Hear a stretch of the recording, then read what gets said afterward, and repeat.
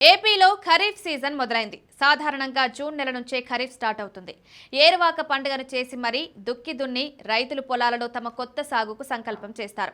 ఆ సమయంలోనే పెట్టుబడి సాయం దండిగా అవసరం పడుతుంది. రైతులు ఇదే సమయంలో కన్నతల్లి లాంటి పొలంలో విత్తనాలు నాటేందుకు, ఇతర ఖర్చులకు భారీగా డబ్బుల కోసం ఎదురుచూస్తారు. అప్పుల కోసం అధిక వడ్డీలకు కూడా తెగించి మరీ పట్టుకొస్తారు. అయితే పాలకులు ఇస్తున్న అనేక ఉచిత హామీల్లో రైతులకు సాయం మంచిదని అంతా ఒప్పుకుంటారు. అలా కేంద్ర ప్రభుత్వం కిసాన్ సమ్మాన్ పథకాన్ని ప్రారంభించింది. మోడీ ప్రభుత్వం చాలా ఏళ్లుగా రైతుల ఖాతాలో నిధులను మూడు విడతలుగా వేస్తూ ఎంతో కొంత చేయూతనిస్తోంది.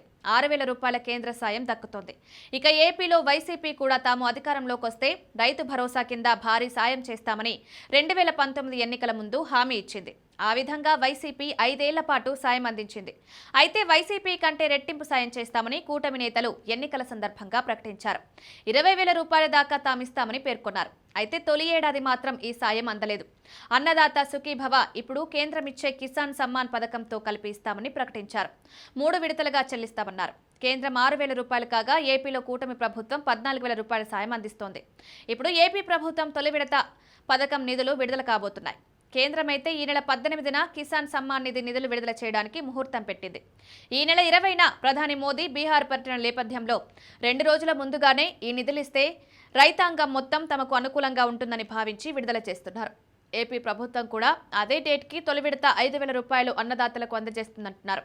ఇప్పటికే ఈ పథకం కింద లబ్ధిదారుల ఎంపిక జరిగింది. అర్హులను కూడా తేల్చారు. అయితే ఎవరికైనా సందేహాలున్నా, తాము అర్హత ఉన్న పథకంలో లబ్ధిదారులు కాకపోతే వారికి మరో అవకాశం కల్పిస్తున్నారు.